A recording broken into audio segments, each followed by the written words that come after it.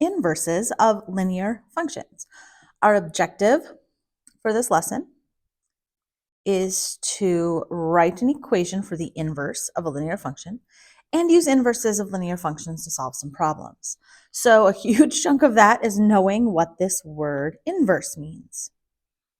Okay, what is an inverse? Okay, so if we think of a function as a machine, so here I have a machine, and let's say the name of this machine is F. I put stuff into this machine. The set of things we put in, those are our inputs. The set of all our inputs there become the domain. And let's say this machine takes whatever I put into it and adds 6. Okay, so this function is the add 6 machine. Whatever I put into it, it adds 6. So if I put in a 10, it would give me out a 16. If I put in a 2, it would give me out an 8. Okay, if I put in a -3, it would give me out a 3. So whatever I put into it, it's going to add 6 to it and give me something out, my output. But the set of all those outputs, again, is the range. Okay, so now what an inverse function does is it takes these output values, plugs them back in, and gives you back what you started with.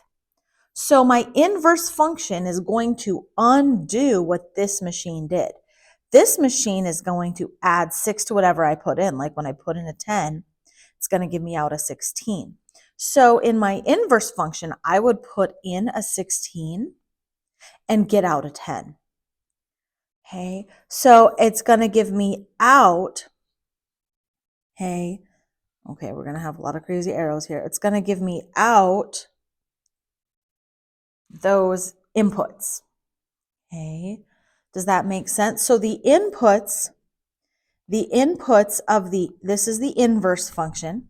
So we'll write this is the inverse function. We denote it as, since it's the inverse of f, we would write f, but we'd put a little -1 up where the exponents go.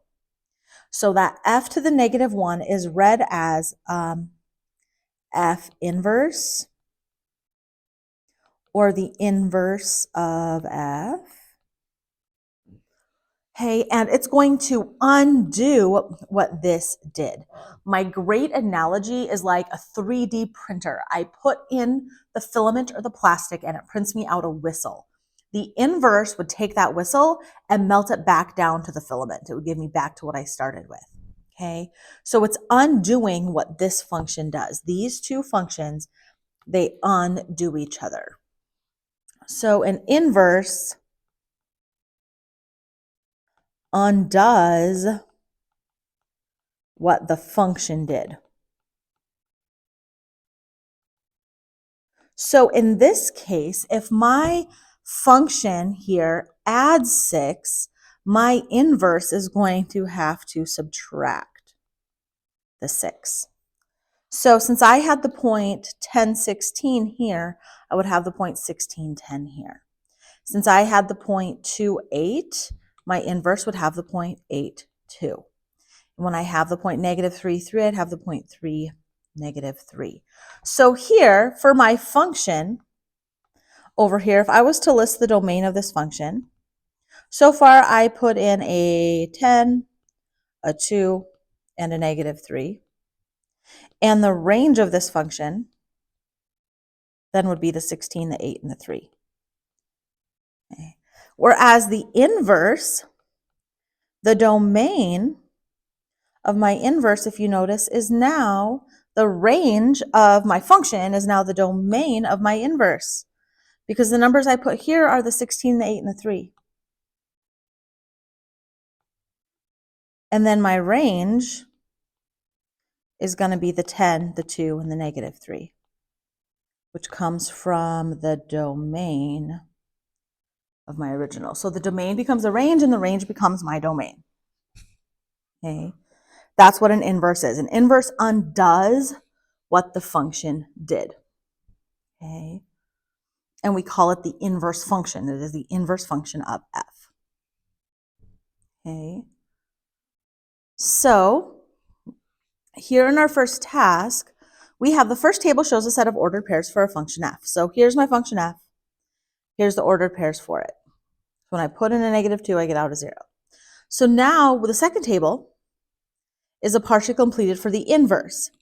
So since it's the inverse, the inputs become the outputs and the outputs become the inverse. So here, since I have the point -2, 0, that's going to correspond to the point 0, -2 over here. Here I have the point -1, 2, so that's going to be the point 2, -1. 0, 4 is going to be the point 4, 0. Inputs become outputs, outputs become inputs. X become y, y becomes x. 1, 6 is going to become 6, 1. And 2, 8 is going to become 8, 2. So part A, complete the table for the inverse. We did. Is the inverse of f a function? Again, if we don't remember what the definition of a function is every input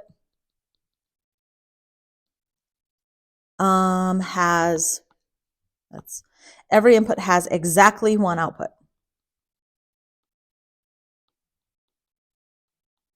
Okay. So if you notice here in my original function, each one of these input numbers are unique. We don't have a repeat. Okay. But so this is a function. Every input has only one output. What about here? 0, 2, 4, 6, 8. Yep. So is it a function? Yes, it is. How do I know? Well, because every input has exactly one output. What are the equations for f of x and f inverse of x? So now we want to write equations for these. So we want to see if we can't write an equation for input to output. So first I'm going to check to see if these are linear. Okay, so let's go ahead and look. This goes up by 2 each time. Up by 2, up by 2, up by 2. And this goes up by 1, up by 1. Yep, so it has that constant rate of change. So it's linear. So for f of x, we could do mx plus b. Can we tell the b off of this? The y-intercept, oh, yep, there it is. I see it. When I put in a 0, I get out a 4. There's my y-intercept. And we have our slope. Up by 2, up by 1, so rise is 2, run is 1. So for f, I know the slope is 2 over 1. I know the y-intercept is, sorry, got to scroll back up a little bit, is 4. So for my function, I get 2x plus 4. So there's my function. It's always good to try to check a point. If I put a 2, let's check to see if 2, 8 works. If I put a 2 in here for x, 2 times 2 is 4 plus 4 is 8. Yep, it worked. Okay, so now we have to do the inverse. Oh no, let's go ahead and do red. So now f inverse. Again, are we linear? Well, here this goes up by 1 each time. And this goes up by 2 each time. So here we go up by 1. Which, of course, matches what we went up with over here. Again, they're just switching spots. Here we go up by 2. So my rise and run in this case, so for my f inverse, so we'd write it this way, f inverse of x, mx plus b, we'll try that form. On the slope, instead of being 2 over 1, it's now 1 over 2. And what about my y-intercept? Can we tell it from the table? Y-intercept, yep, right there. There's my y-intercept, -2. So my f inverse is equal to 1/2 x minus 2. So there's my two functions. There's my function, and there it's inverse. Okay. All right, now we're going to do a little bit of some algebra. Okay, you might be wondering, yeah, we've been doing algebra this whole time. Okay, so we're going to find, okay, we have, first of all, have to make sense of this. What this means is I want f of f inverse of x, meaning I want to put f inverse into the f function. So meaning I want to take my f inverse, which my f inverse, this f inverse in here is this guy over here. And I want to take that and put it into f. So replace my x with this whole thing. So my function is 2 times x. So I need to take 2 times this thing and then add the 4. So how that will look. So I need to take 2 times this whole thing and then add the 4. So if you notice, this red bit in here is just this inverse function.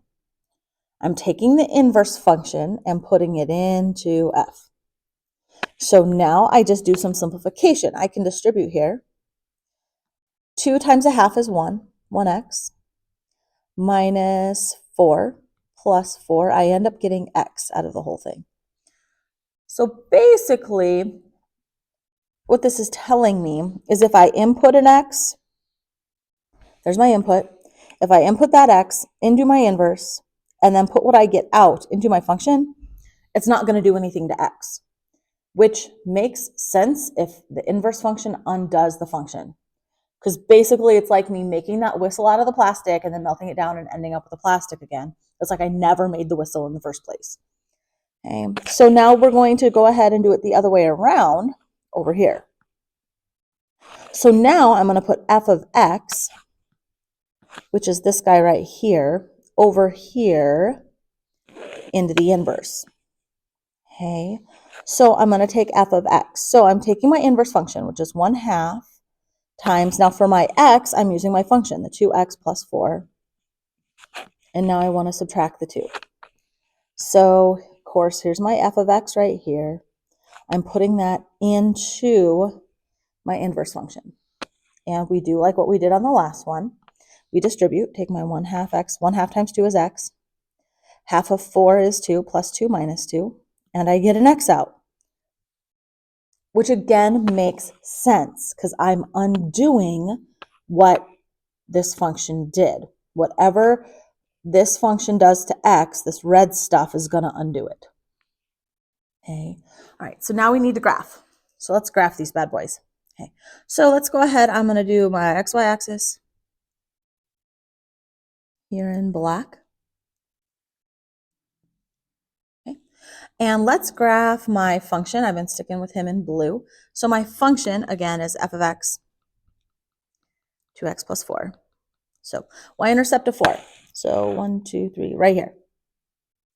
Slope of 2, rise of 2, run of 1, rise of 2, run of 1. Okay, let's go ahead. Can I use a ruler? The ruler doesn't always work great on here. Connect my dots, draw my line. Okay, so there's my function f of x. So I'm going to label it. That's f of x. And notice how I kind of went all the way through it, all the way up here. Arrows on the end. So now we need to graph f inverse. I hope it wants to jump to my ruler. F inverse of x was 1/2 x, what was it, minus 2. So y-intercept of negative 2, rise of 1, run of 2, rise of 1, run of 2. Okay, let's get my ruler on there.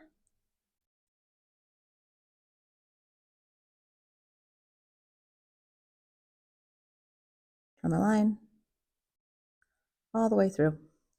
Okay. All right, so there's my f inverse. Oh, let's label it as such. Okay. All right, what do you notice? Well, you may not notice anything without this one line in the middle. I'm going to graph this line y equals x. Okay. Which y equals x is that funny function, whatever you put in, that's what you get out. So like the 0.11, 22, 33. Or it has a slope of 1, y-intercept of 0.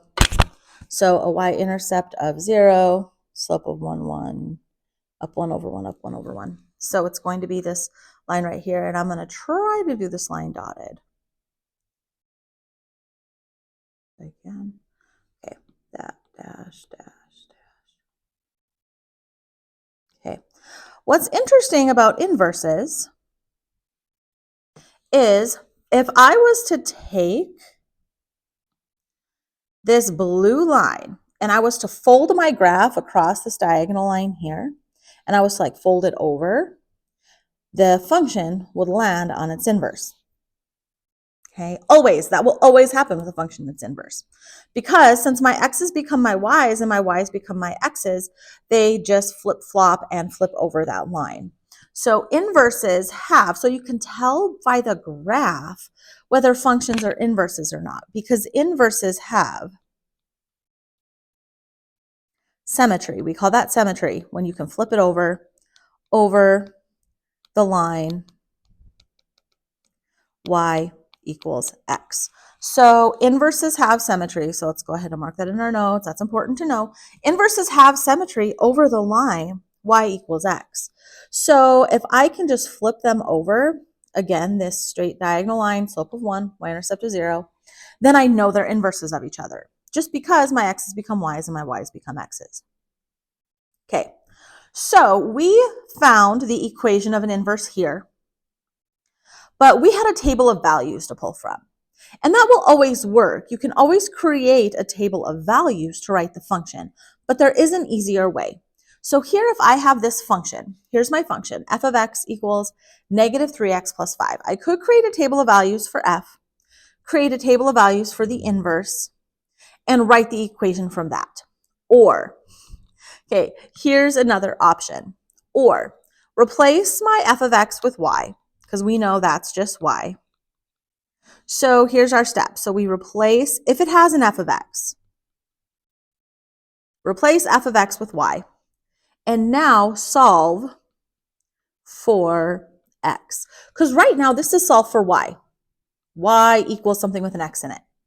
I want to get it so it's x equals something with a y in it. So I need to solve this for x. Okay, so because right now I'm solved for the output, put in the input. I want it the other way around. I want it solved for the input when I put in the output, because again, inverses flip-flop those things.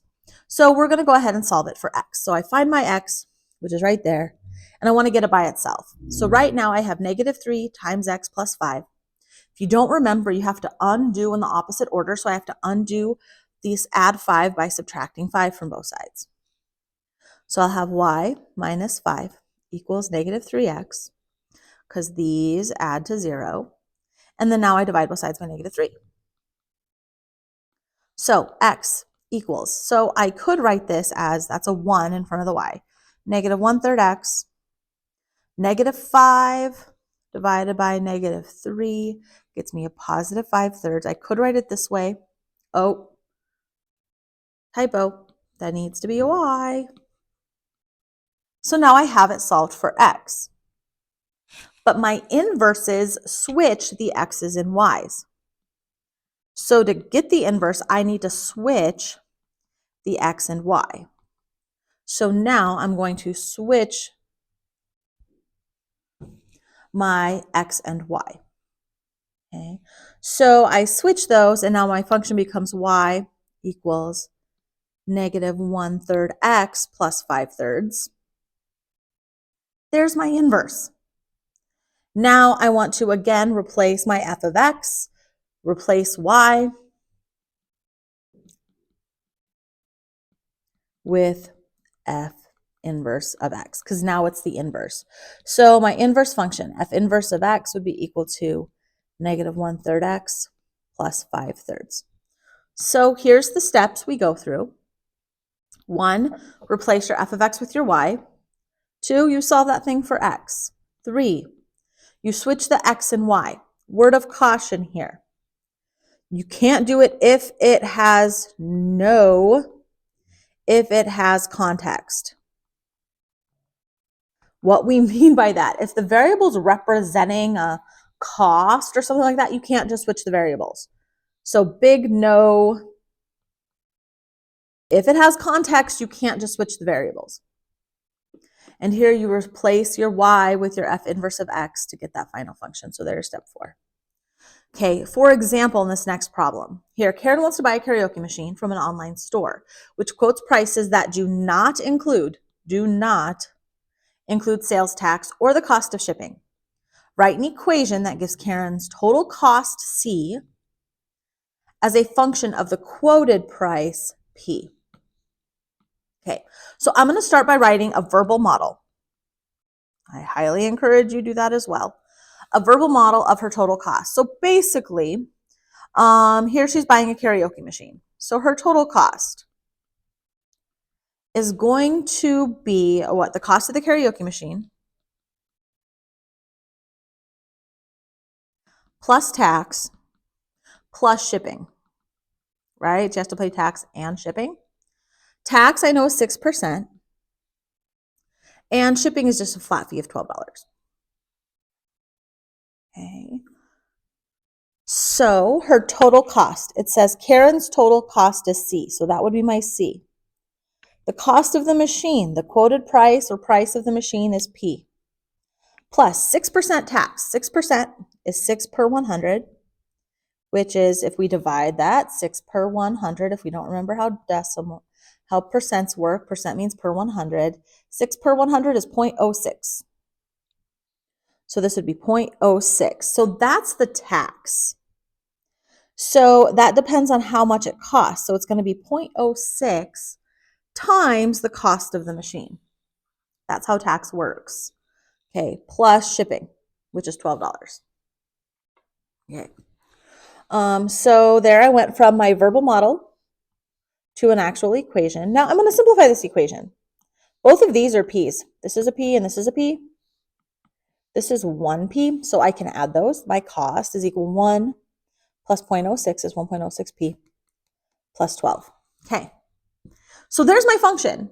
C equals the 1.06P plus 12. Now we want to write the inverse of this function. Right now it's solved for C. C equals. So now we need to solve it for P. Because my inputs need to become my outputs and my outputs need to become my inputs. So we're going to solve that for P. So there's my first equation. So now the second one, I'm going to subtract 12 from both sides. So I want to get that P by itself. So I'll have C minus 12 equals 1.06P. These plus 12 and minus 12 add to 0. Now I need to divide by the 1.06. So P equals C minus 12 divided by 1.06. I think I'm going to leave it just like that. Now, again in this last one, so we basically solved for that other variable. And then if you notice here, we want to switch the x and the y, except for if it has context. So here we do not switch the C and P, since the C and P have context. So we don't switch them. This is the inverse. So if the original function was a C equals, the inverse is going to be a P equals. Okay, so we can't just switch those because it doesn't change the equation. Like they can't be switched. They have context. They mean something in terms of this problem, so we can't just switch them around. Okay, so good luck.